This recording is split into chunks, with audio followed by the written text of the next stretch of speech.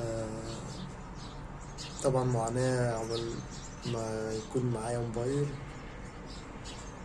خلاص هسلم ان شاء الله، ودي ذكرى تبقى جميلة جدا.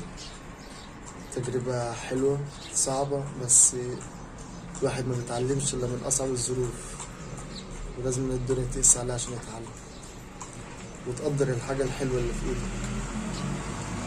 او اللي اللي مش عارف. انا من امبارح ما نمتش، بقيت 12 ساعة مطبق، مش عارف انام. في حاجات كتير عايز اقولها بس مش عارف اطلعها. بس دي هتبقى ذكرى حلوة جدا طبعا في حياتي. حبيت اصور اللحظة دي رغم ان انا تعبان الصراحة، وكانت نفسيتي